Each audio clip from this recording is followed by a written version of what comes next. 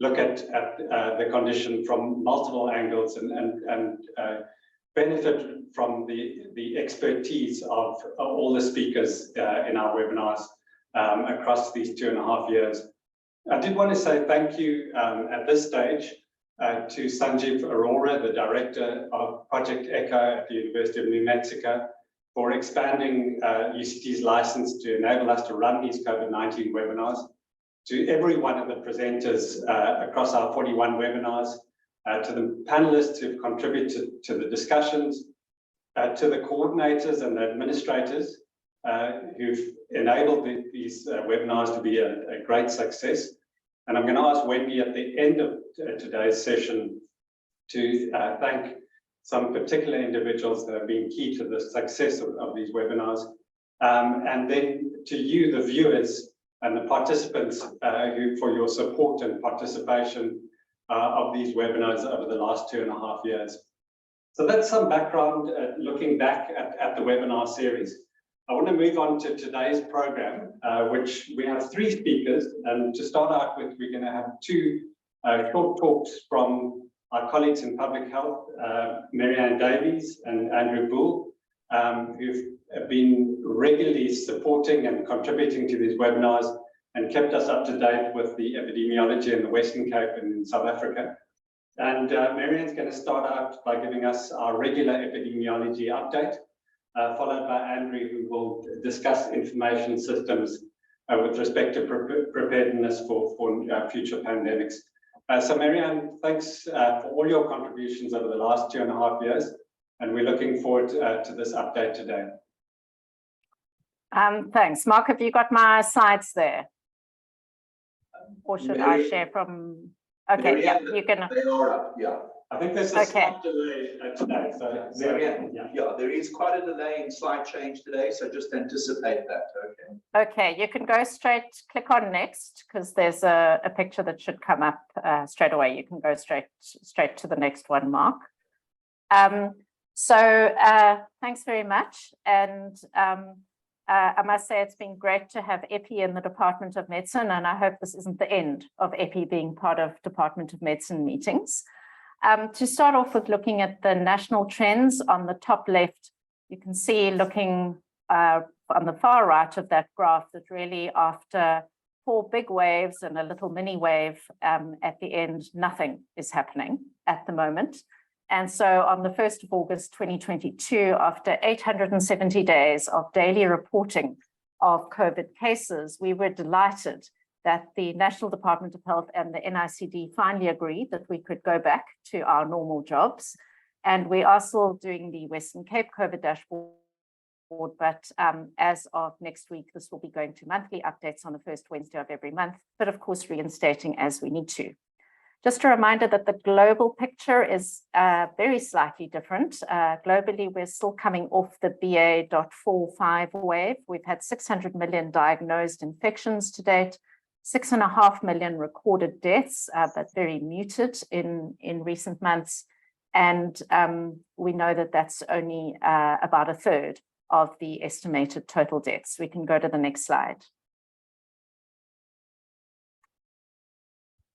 which gives us the Western Cape picture, which is really just a more detailed look at nothing happening. So we're down to 18 cases a day as an average on the province, which is the lowest that we've ever had. And you can see that both admissions and deaths are also incredibly low.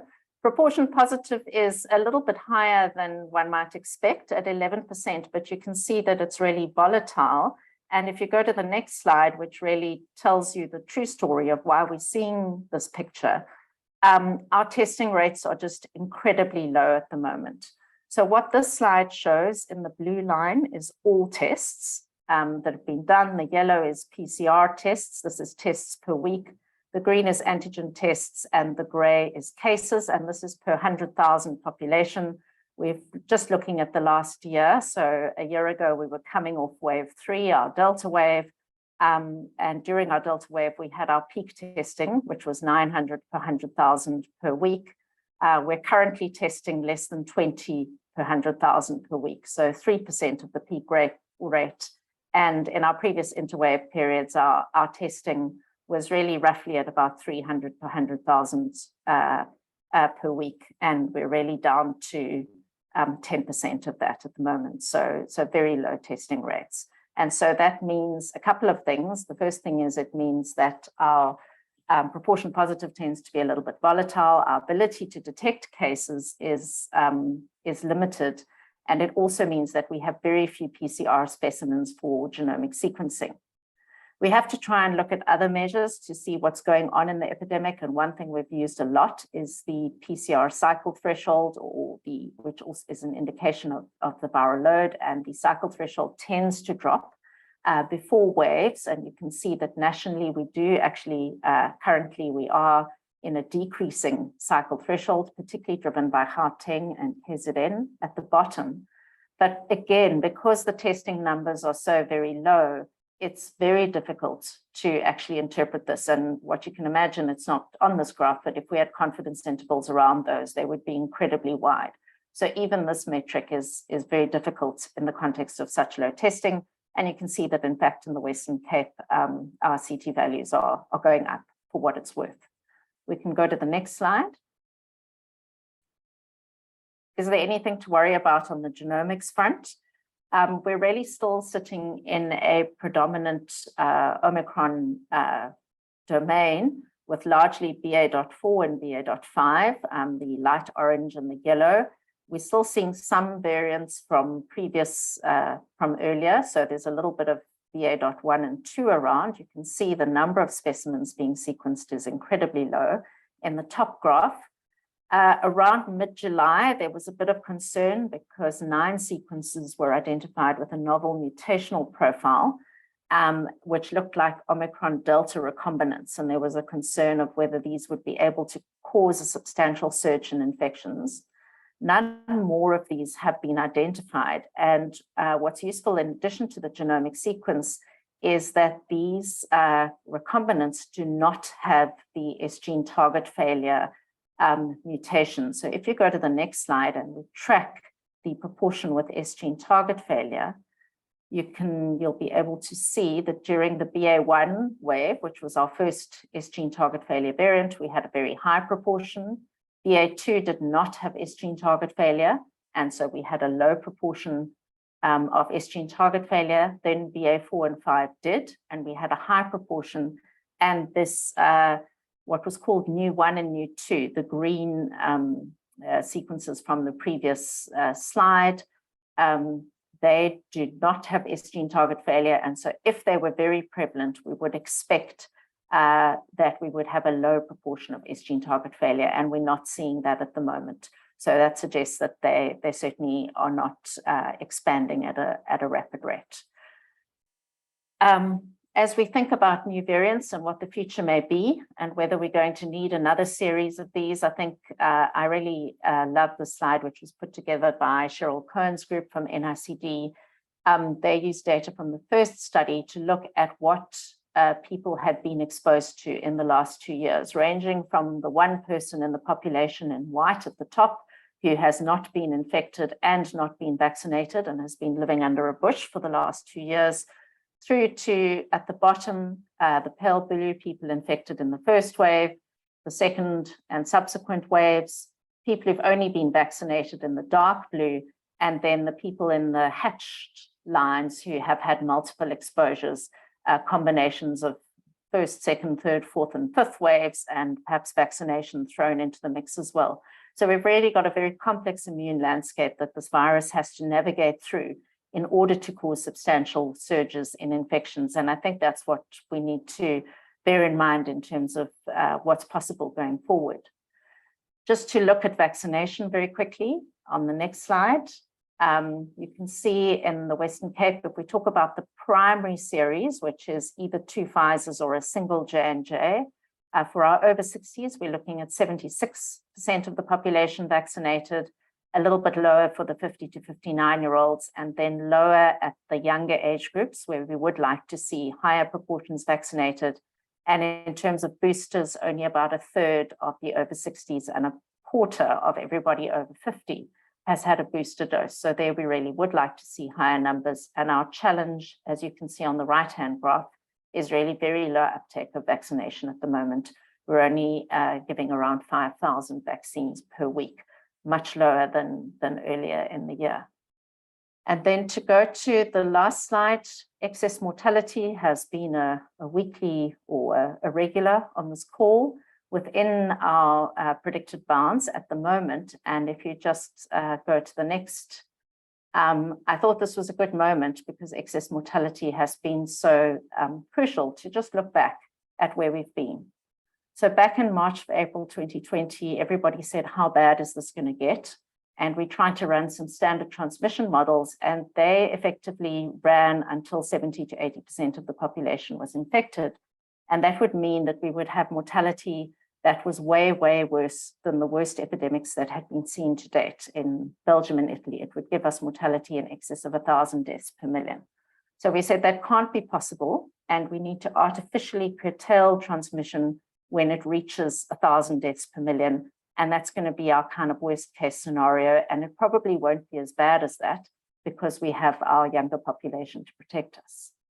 Actually, by the end of wave 1, we reached about 60 to 70% of that mortality. And in Klipfontein and Khayelitsha, we did reach 1,000 deaths per million. Now, 2 years later, in fact, those models were right. They just played out over 2 years instead of over a few months. Over 80% of our population has been infected. The excess deaths in South Africa have been 5 times what was the worst possible experience that we thought could happen, which gives South Africa a ranking as the 30th worst globally. And if we look at the provincial variation, you'll see that the highest province is the Eastern Cape with a mortality of 8,600 per million, which would mean that if the Eastern Cape was a country, that would be the 4th worst country experience. And so on that sobering note, I'll hand over to Andrew, who's going to tell us how we're going to be able to bring you this data and even better for the next pandemic.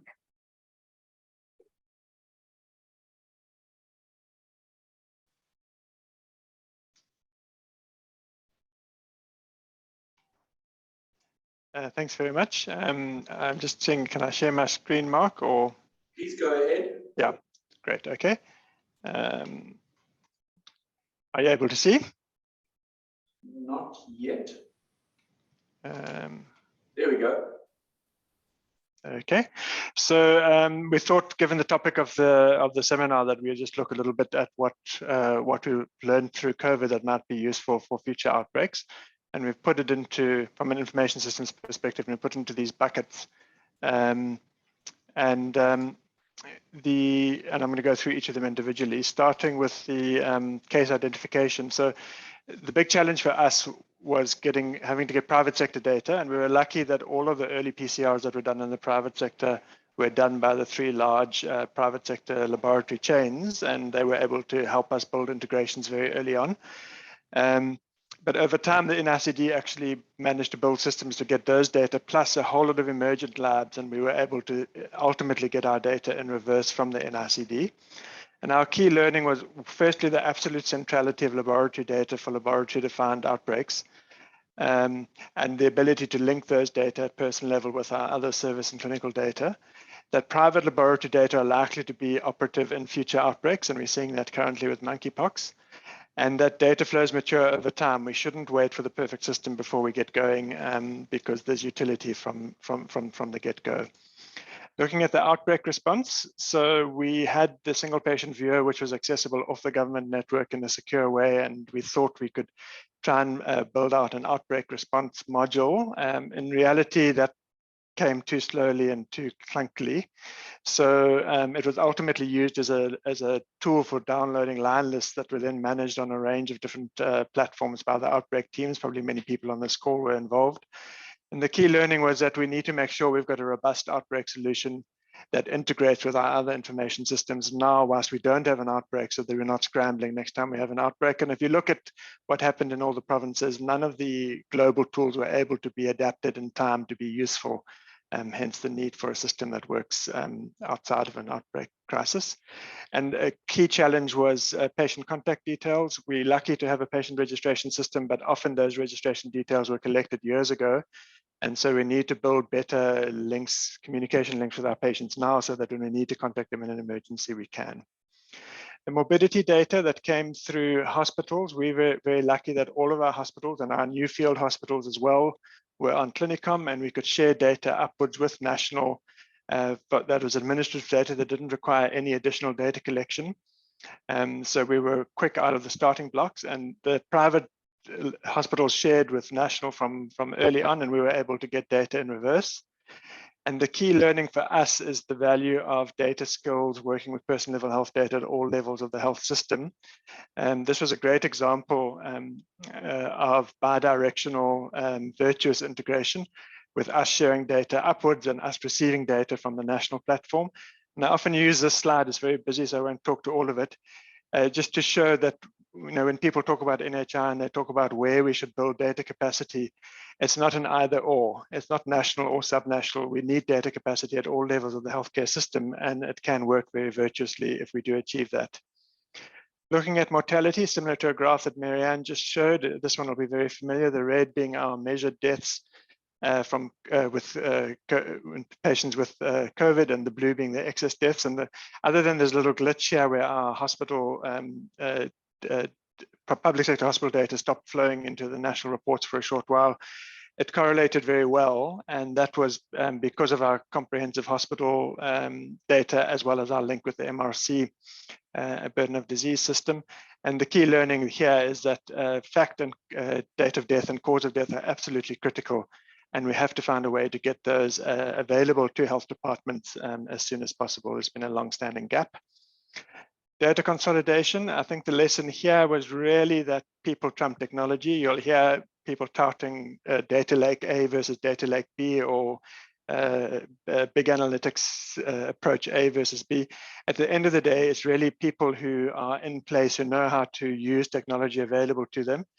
And maybe this is just a moment to acknowledge the data and EPI people, small teams that achieved incredible things over the last 2.5 years, and were able to pivot and adapt and apply their skills very effectively. And then finally, the epidemiological analyses, like we've just seen, I think we've really seen the value of a trusted consolidated data environment, which enabled us to safely and in a privacy preserving way export linked de-identified data sets that could result in these repeated and ongoing analyses. And yeah, I think we've seen the value, and we need to continue to build that. Perhaps the one, and we're able to even incorporate genomic and serology data, and that perhaps the one gap was household level. We weren't able to do a lot of work or get a lot of kind of insight into what was happening around transmission and household level.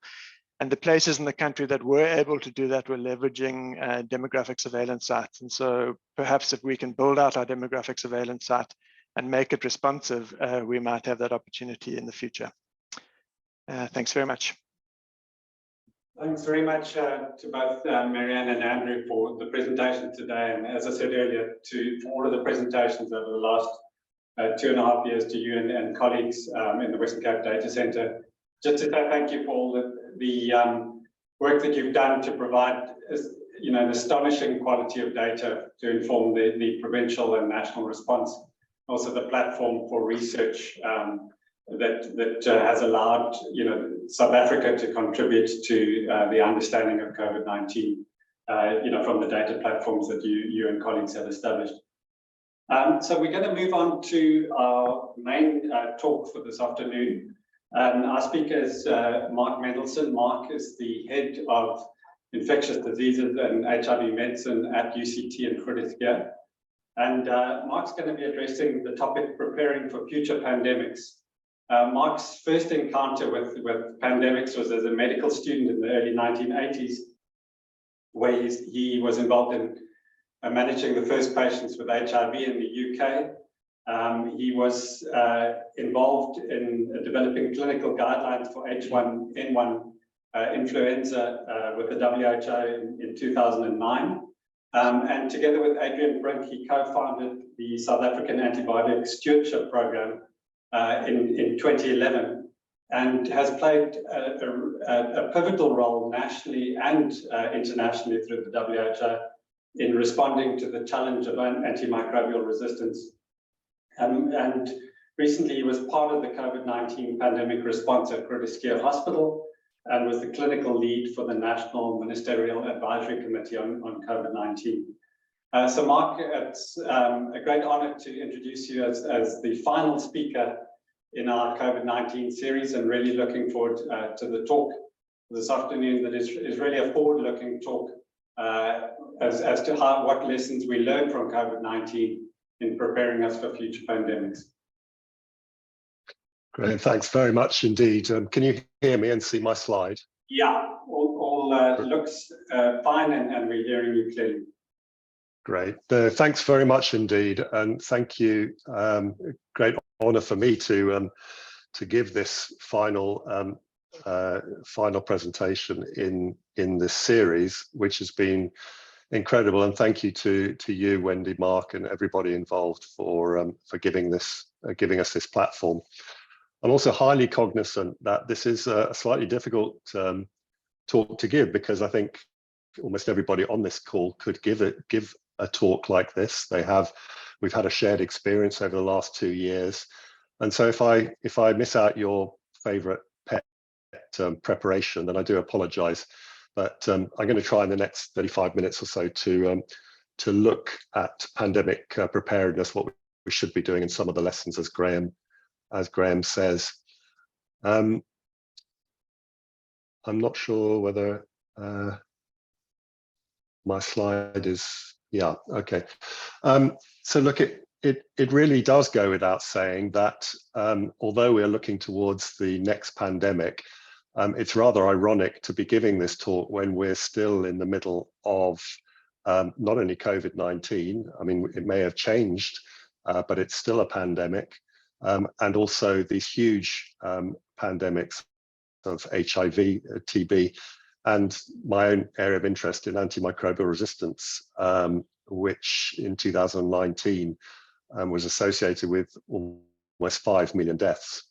So I think one has to bear in mind that we've got a lot of unfinished business. When we talk about pandemic approaches and preparing for the next pandemic, of course, there are similarities between the approaches that we use, even for outbreaks, for epidemics like the current monkeypox epidemic, and the pandemics like coronavirus, COVID-19. But it's a matter of scale. And just to be on the same level in terms of scale, particularly for respiratory pathogens, the WHO defines 6 phases, including the initial phases of just circulation within animals.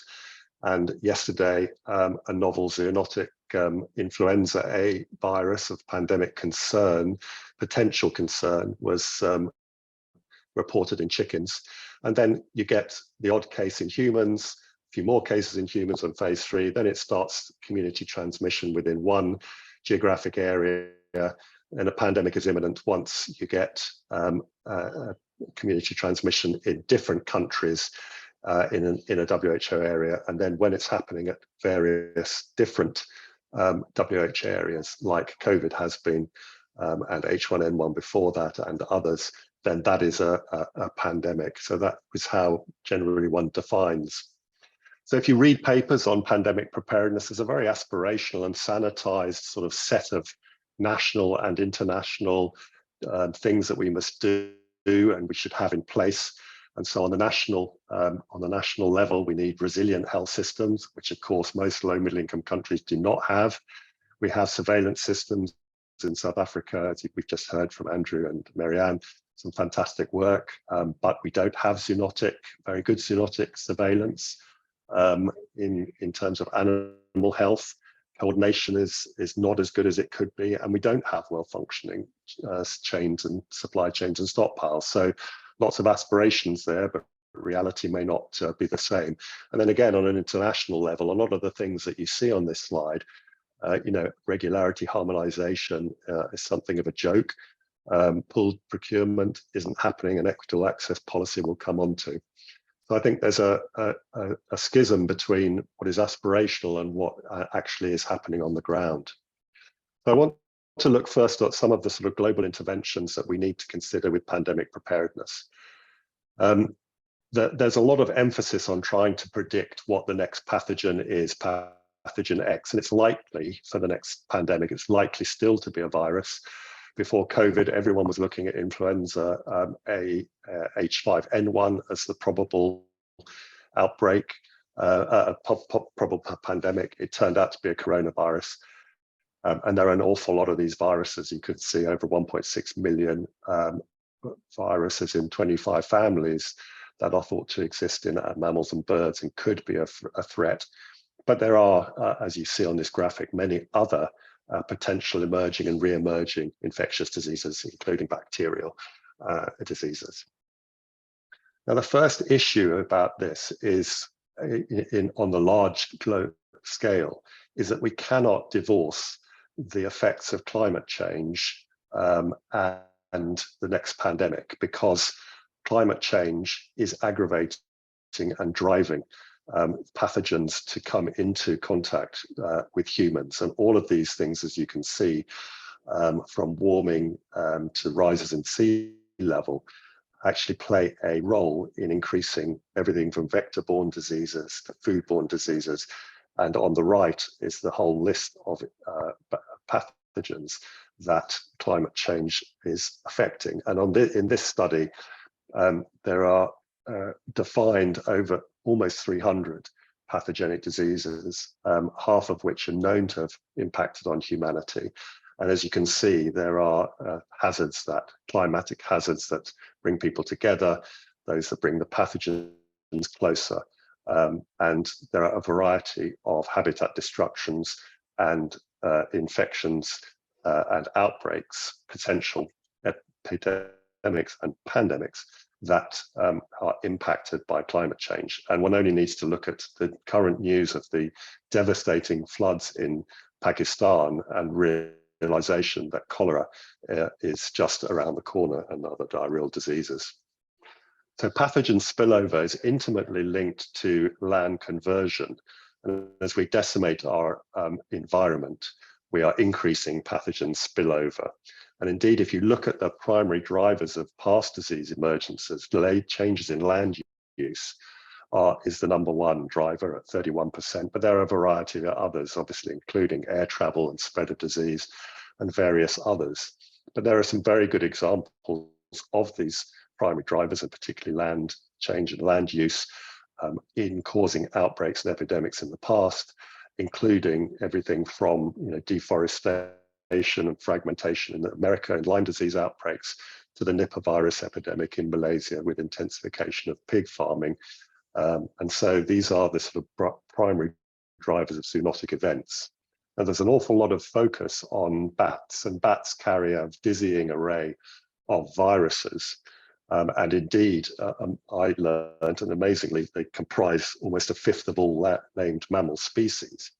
But the research that's gone into bat and much of the research is in virus discovery, and that needs to now move on towards future viromics research and far more into animal studies and into other studies, research-related studies.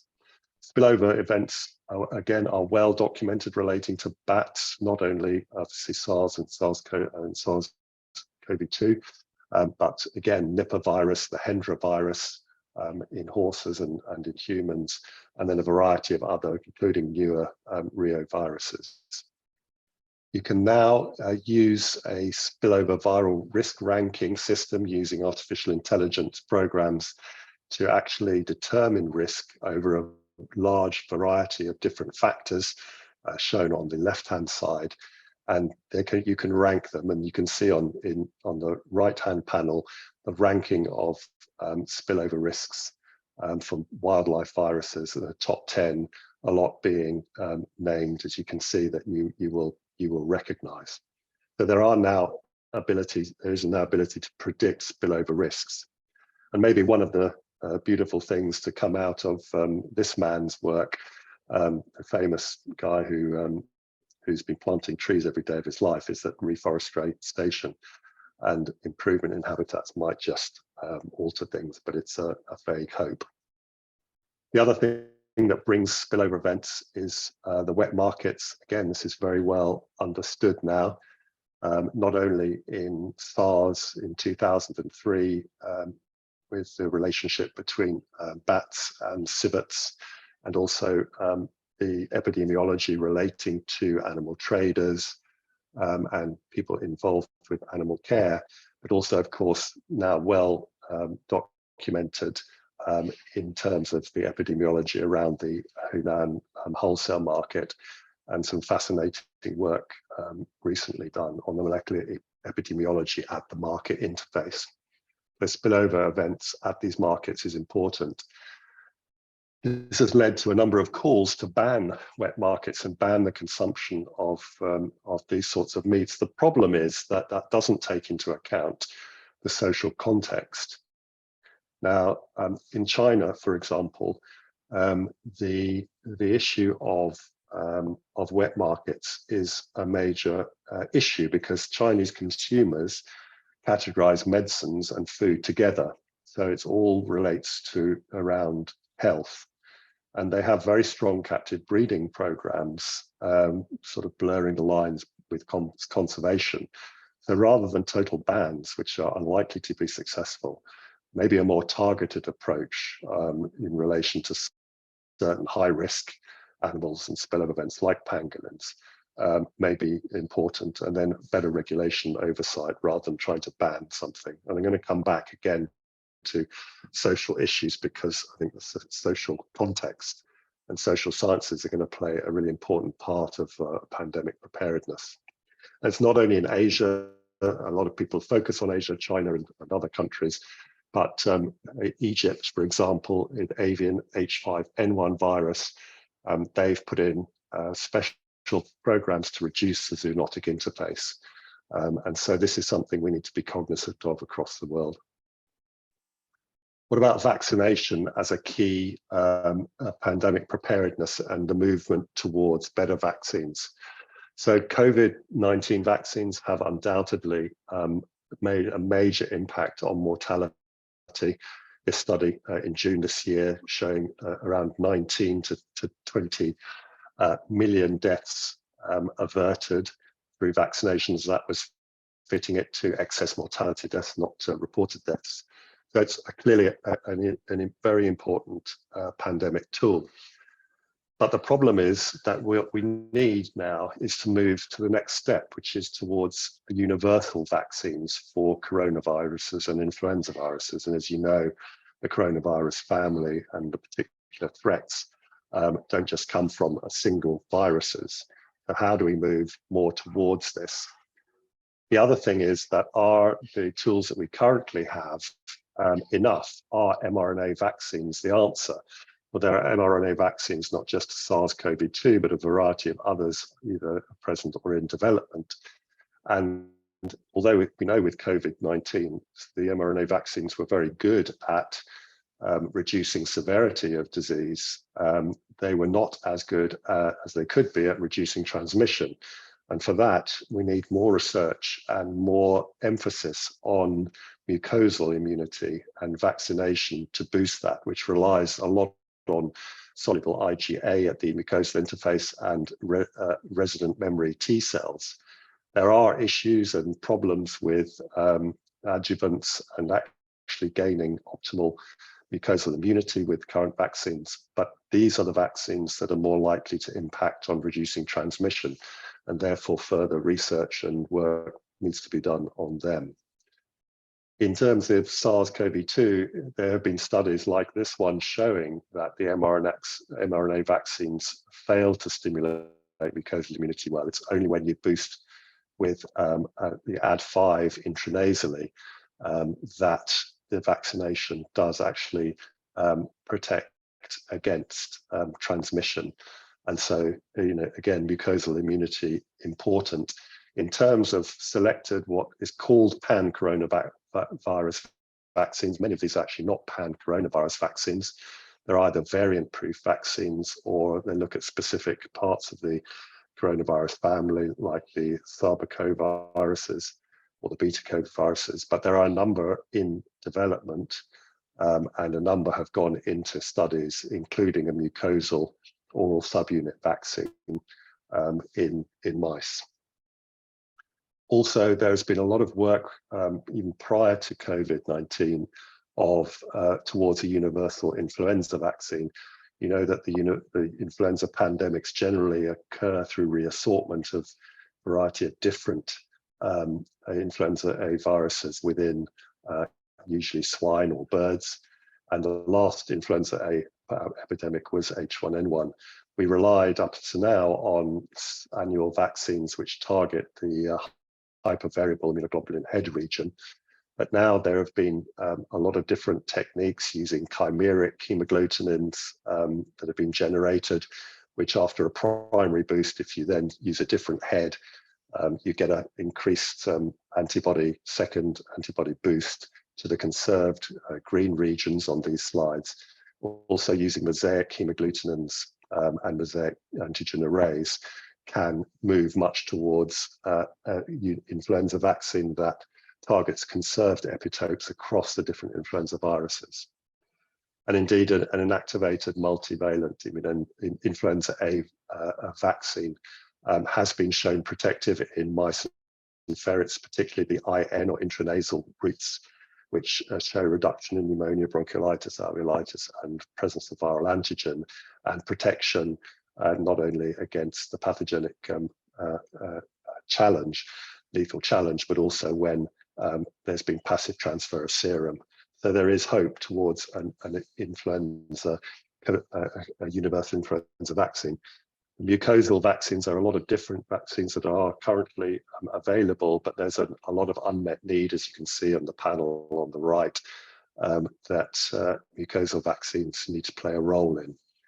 And so the epidemic coalition, CEPI, the Coalition for Epidemic Preparedness Innovations, have started off with a $3.5 billion plan, largely centered around vaccines, a very aspirational attempt to try and compress the development timelines, which, as you can see on the top right-hand graph, actually would have had a major impact if you could have reduced the time to introduction of vaccine from down to 100 days versus as it took 314 days.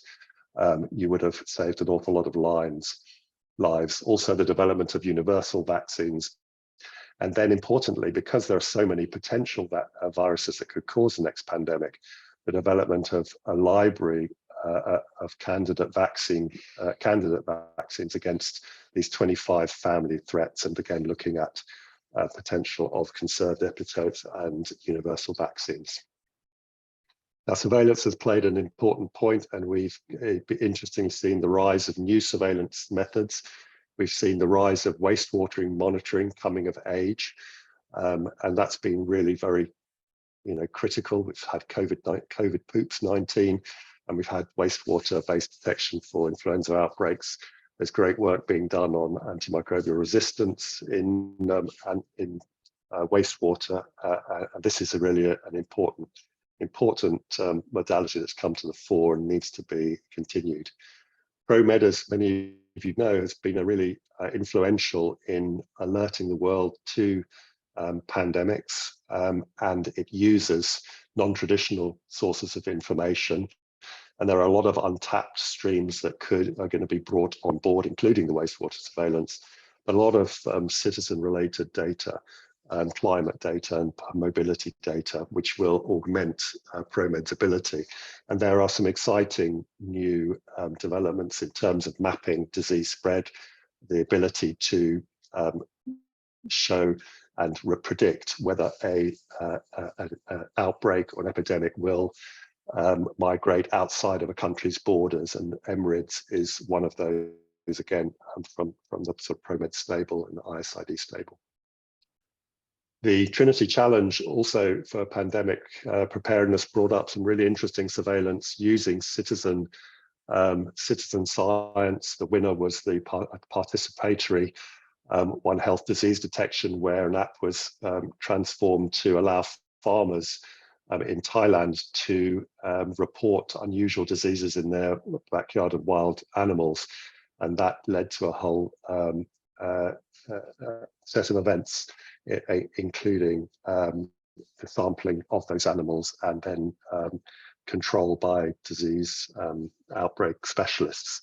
So that was one way. And then using data that is normally thrown away, blood counts, uses the laser measurements from normal full blood counts and with AI can develop machine learning tools to detect SARS-CoV-2 outbreaks and other outbreaks.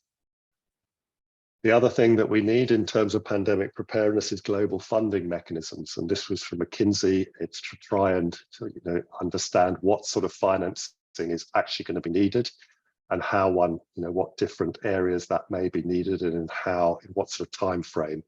So their estimate was around 357 billion, but it's ramping it up in the first 2 years. And then a steady state of investment. And this is, again, clearly critical for our pandemic preparedness future on a global scale, to put in financial systems to be able to fund these preparedness measures.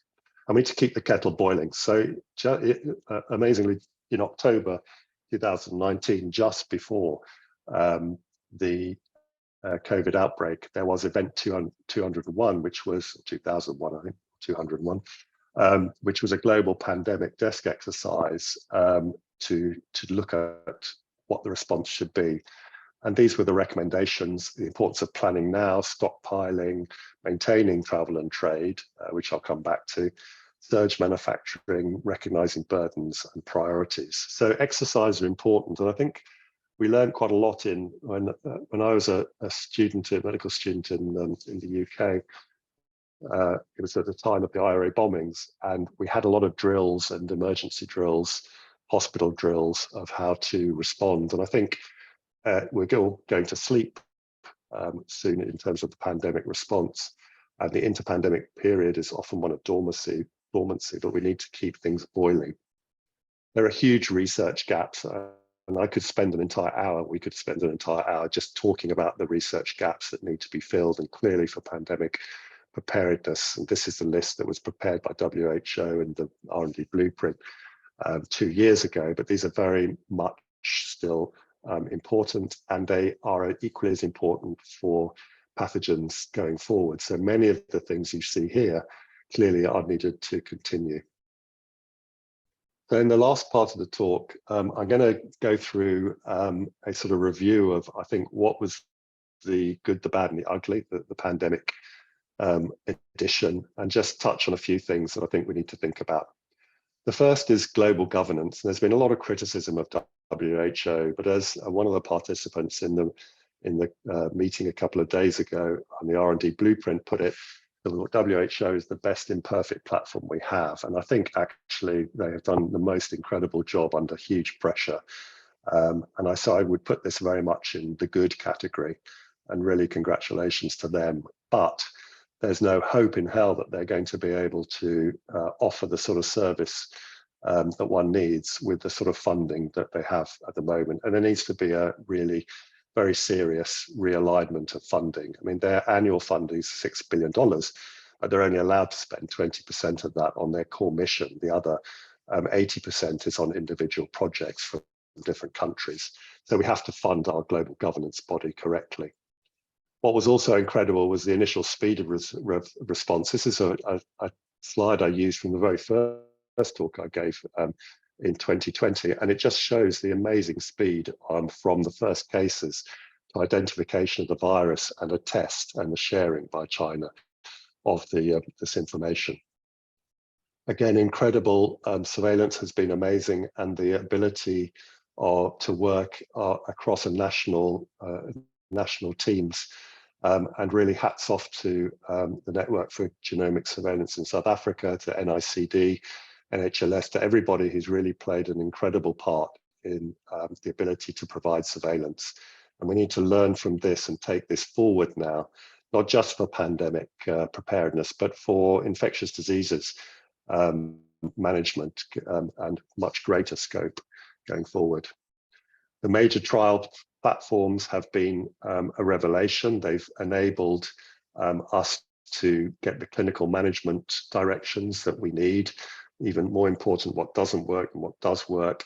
And again, these now need to be tailored in the interpandemic time towards diseases, infections and diseases that we have now, including influenza. But then these need to be able to be ramped up again in a time of a pandemic. This was a difficult question for me. You know, in the next pandemic, what would you keep in relation to our local response? We wrote a bit about this, and everyone, I think, will have their individual pet likes and dislikes. And what would I definitely keep? I think a lot of the social sides of things, the way we developed and provided service, the teamwork, the flattening of hierarchies was important, a culture of unity, and then new models of psychiatric care that supported us through Jackie and Louisa's work, and the expansion, the incredible importance of expanding palliative care that we saw, and the desire and need for that. And then the professionalism around infection control, that was good. If we did it again, would we separate pandemic and non-pandemic hospitals? Would we maintain non-pandemic service provision better? These are the things we need to sit down and discuss. Now, coming to the bad, after the pandemic of disease comes a pandemic of fear, misinformation, and stigma. Like the 4 horsemen of the apocalypse, we have to be able to understand this problem better, and we need to react better to it. And this was a problem. In a pandemic, you get this vicious cycle of fear and panic, where rumors and anxiety lead to misinformation and fear and further misunderstandings, and further panic, stigma, and more panic. And this is a sort of a vicious circle, and that's played into by contradictory messages.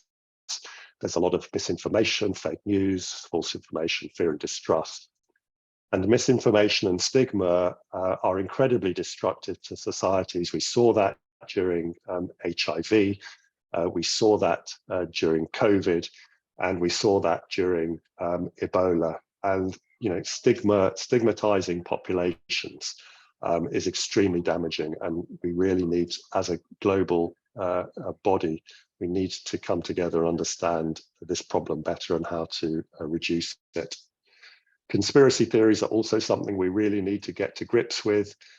We all lived through the miracle cures of ivermectin. Even the cows were unfortunately affected by conspiracy theories.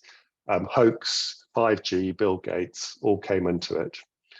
This is a fascinating article, and I really would point you towards it on trying to understand why we believe in conspiracy theories. Again, a lot more research needs to be done on this. There's a lot of issues around psychological issues. There's issues around existentialism. There's issues around narcissism and collective narcissism as drivers of conspiracy theories. Education status, income status, political scandals fuel it.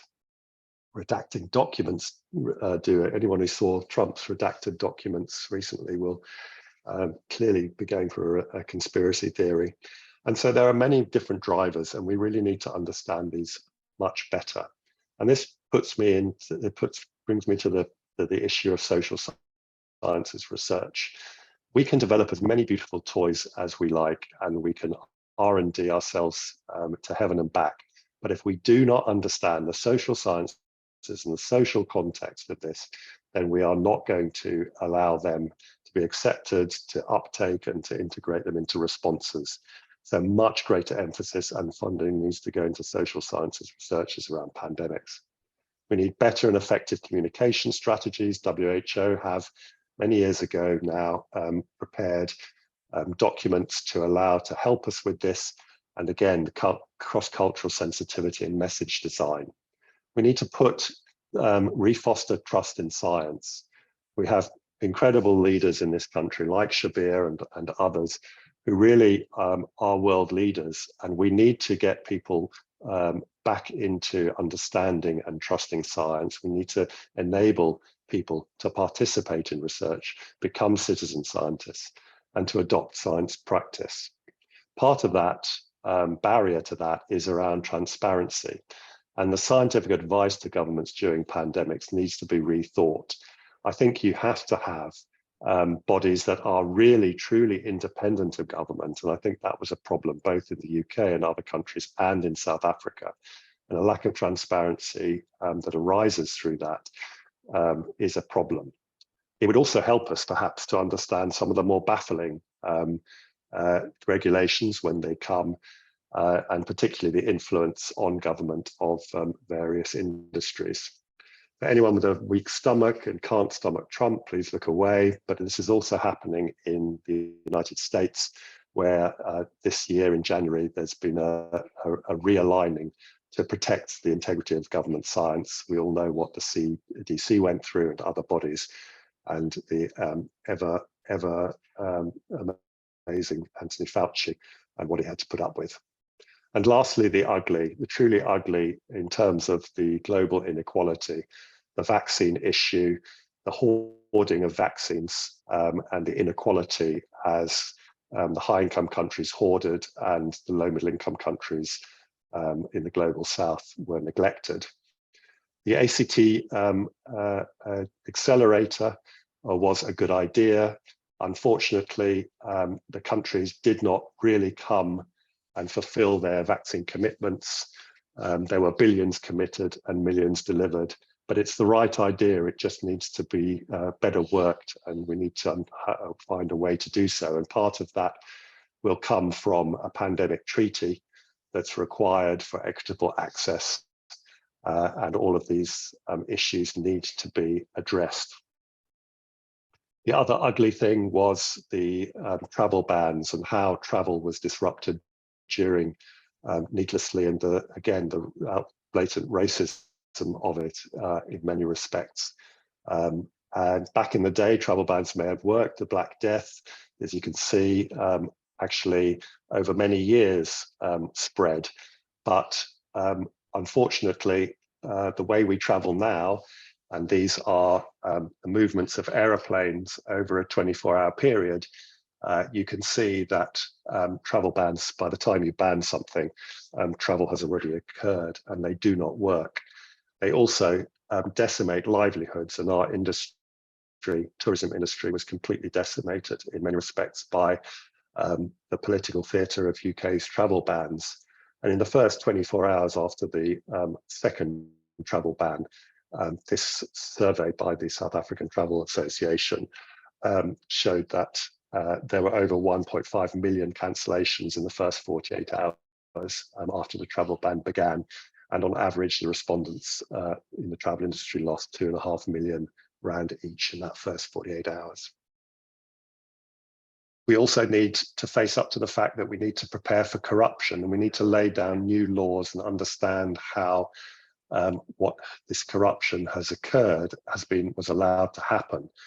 And how do we go forward and put in new laws around tenders and around the supply in pandemic times to enable stockpiles and enable supply without corruption. And this quote from Kingsley Clog-Butler from the Black Pharmaceuticals Industry Association: why did government now suddenly procure PPE goods which were licensed to sell from companies that normally operate as IT service providers, building contracts and engineering firms? There are big questions to be answered. So with that, I'm just going to give some final thoughts. I think that preparing for the next pandemic really cannot detract from the changing the course of the ones that we're still battling. COVID-19 severity may not be killing people, but it's still spreading, and it's still causing long COVID. If we think that 10% of patients on average, the estimates now, could get long COVID once infected, that's still a really significant problem. And this is an ongoing pandemic.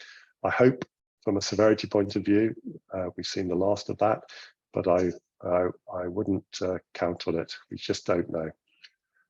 If we don't take time to put in the effort and reflect on what worked and what didn't, then we're going to augment this cycle of panic and neglect, and that will continue. And I do think, not only at a local level here at UCT and Fortescue, provincially, nationally and internationally, this reflection is not being done enough. The festering wounds of inequity and inequality in global health still are here. And I don't see any other way but a binding UN treaty on access to improve on pandemic preparedness for next time. And then, as I said, I think one last plea that a lot more attention goes into social science research around pandemics in this interpandemic period. We stop destroying our environment and we understand how pandemic preparedness, climate change, and other global issues actually play a really important part in how we're going to fare next time round. So with that, thanks very much indeed. Thanks so much, Mark, for an absolutely brilliant talk and such a fitting way to bring this webinar series to a closure. I think your reflections on the COVID-19 response and then highlighting the various pandemic threats that might emerge in the future and how the broad-ranging way in which we could potentially respond to them, but the challenges that we face as a global health community was really excellent. We do have time for questions, and I'm going to ask Mark Songrap if he will leave the questions that have come through and the question session. Mark, we've just had a few in the chat box. The one is kind of around monkeypox, someone asking why we're not seeing the outbreak at any scale as yet in the global south.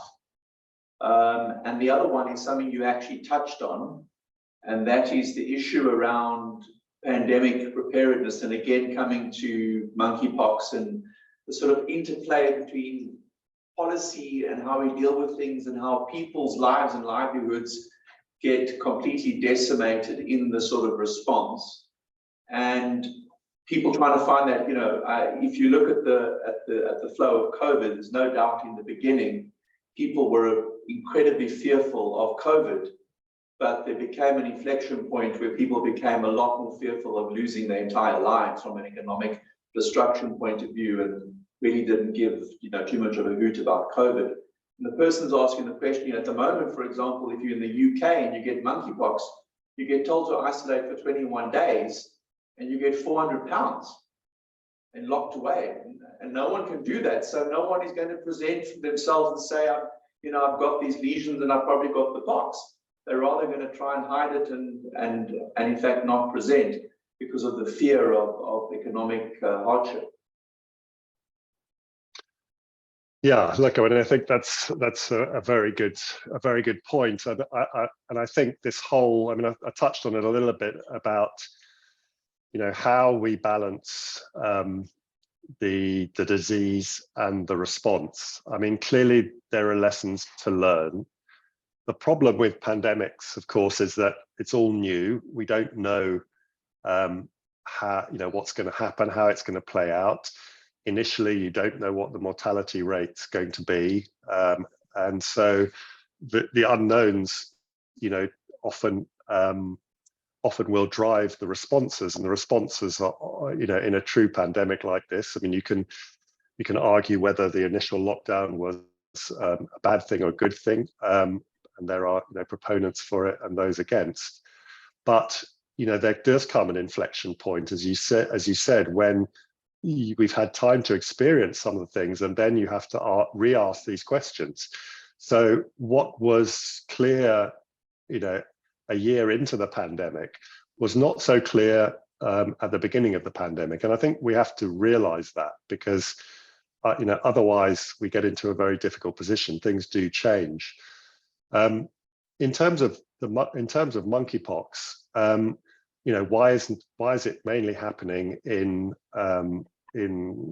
outside of South Africa and Africa? Why is it predominantly in the US and Europe? That's partly, of course, because of sort of spreading events. Initially, there were events around Pride festivities.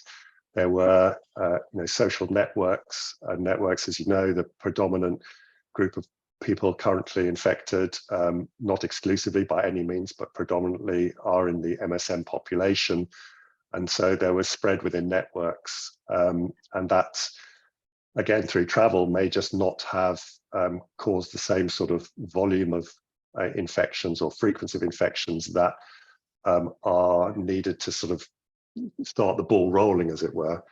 So I mean, I think that's probably the reason we're not seeing it at the moment. The issues of whether, you know, how you deal with this precautionary principles versus livelihoods, I think is does change with time, and I think you have to reflect on that at each juncture and say, you know, what is necessary, what is not.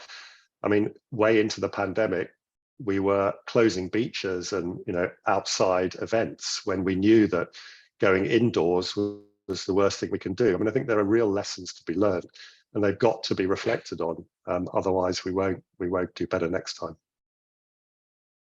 Thanks. There's a question and comment as well from Professor Sipho Dlamini saying also, how do you balance the sort of, I think that's really what you're alluding to, how are you sort of balancing country versus global preparedness for a global pandemic, when the response is often a global one?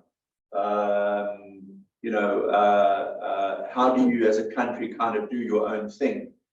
Maybe an example, in COVID would be, many people pointed towards Sweden, for example, having a very different approach than the rest of Europe, for example, and they were criticized for it in the beginning. So how do you find that balance between maintaining your, I suppose in a sense, the question of your sovereignty as a country in its response versus a response that's often in this situation being advised globally? Well, I think you've got to look at the resources you've got in your own country. I mean, my feeling has always been that the number one priority in a pandemic is the integrity of the health service. Once a health service dismantles, you're in real trouble. And so, you know, what do you need to do in your country to maintain the integrity of your health service? And that's going to differ in terms of the resources that you have. I mean,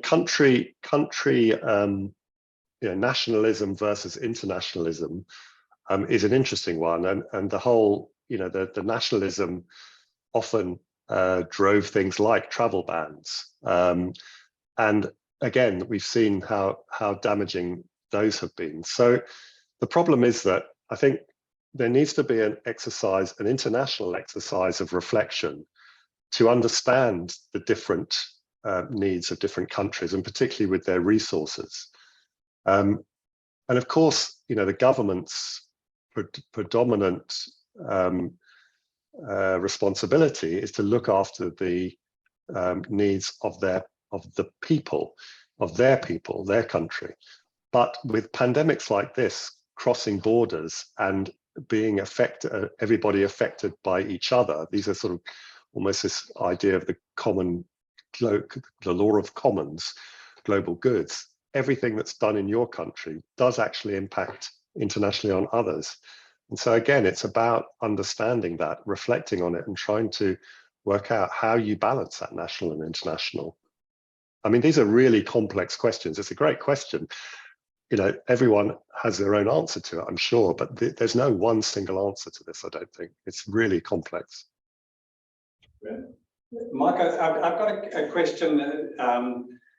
You know, one of the major changes in terms of scientific understanding with respect to COVID-19 over the last 2 years has been the sort of understanding that the respiratory droplet spread and airborne spread plays a far more prominent role than was realized at the beginning of the pandemic. And with that knowledge that probably, you know, it plays a major role in the spread of many respiratory viruses, how do you think that the response to the next pandemic would be different with that knowledge that we now have? Yeah, no, again, it's an important question, Graham. Thank you. I mean, I think that we now need to come clean and say that, you know, we had it wrong initially in many respects, and we need to go forward. If this is going to, the next pandemic is a respiratory virus, then I think we need to understand that aerosols play, an incredibly important role, and we need to start off on that foot. I mean, as you know, there was so much discussion about whether it was droplet spread, fomite spread, aerosol spread. I think once you got a respiratory virus with a pneumonic illness, now we have to accept that that is aerosol and droplet spread, but the aerosols play a really key part, and we have to prepare for that and understand how to mitigate that problem. I don't know, what do you think? Yeah, I mean, I think that, with that knowledge that we now have, I think that the lockdowns, were preventing people from going outside together don't make sense. That we should have prevented indoor gatherings, but allowed in a measured way activities to continue outdoors, because that would be a very low risk environment. And then I think the role of N95 masks could be more prominent, even outside of medical facilities. Obviously, there are challenges in providing them at scale, but they could certainly play a role where people have to congregate indoors in the midst of a pandemic and prior to having a vaccine available. Yeah, those would be just two thoughts about how we would do things differently going forward. Yeah, I think it's interesting what's playing out now, though, still in the winter months, where there's a lot of respiratory virus transmission, and we understandably have said, okay, it's a personal choice in hospitals whether you wear a mask at the clinical interface. I mean, it would be an interesting study to see whether masks do reduce influenza transmission, and influenza case, certainly nosocomial transmission. You'd think it would, but I mean, again, these are questions perhaps that we need to take forward. Yeah. Okay, Mark, no further questions. So thanks again, Mark, really for a brilliant talk. I'm going to hand over to Wendy now just to say a few individual thank yous to people who've contributed to our webinar series. Thanks, Brad. So I think, all of you will understand running these webinars requires really very strong and committed and passionate administrative support. So we really like to thank Cheryl Valentine, our Project ECHO coordinator, who's supported by Karen Fenton, the Gastro Foundation, and then from the Department of Medicine, Sahana Rangel, who has actually been responsible for our amazing agendas, chasing panelists and speakers to actually provide all their knowledge. Claire Jeffrey and Mohammed Johnson from the Department of Medicine, and they've been responsible for putting up these recordings on the Department of Medicine's website, and also our YouTube profile, which really has got a number of hits. And I think if you look at it, people go back and look at these recordings and have learned quite a lot from them. So really, from my side and from Mark, I think we've learned a lot in running these webinars as well. And really, thank you for this amazing administrative support that we've received. Thank you very much. So thanks, Wendy. I just wanted to say touch on two final issues. The first is just to say that although this is the end of this particular webinar series, the Department of Medicine at UCT continues to organize webinars hosted on the ECHO platform, including webinars focused on liver conditions led by Mark and Wendy, on blood management, and then there's Mashiko Sachedi runs one focused for gastroenterology fellows. And we've also recently introduced a internal medicine case forum that we will be hosting every month on the ECHO platform, where we will share cases managed in the Department of Medicine. So if people are interested in those, we will have details on our Department of Medicine website about those other webinars that people can attend. And then just to say a very big thank you to Mark Sundrup and Wendy Spearman, who really conceived of hosting this COVID-19 webinar series on the ECHO platform, and have led and facilitated the webinars over the last 2.5 years. And I'm very grateful to them for the role that they've played in the success of these webinars. And to say once again, thank you to all of our attendees for your support and participation in these webinars that we feel has been a great success. And see us through this challenging period of COVID-19. Just encourage you to join other webinars that are hosted by the Department of Medicine going forward. So thank you to everybody who's attended and participated, and have a good evening. Thank you, Graham. Thank you, Wendy. Go well, everyone.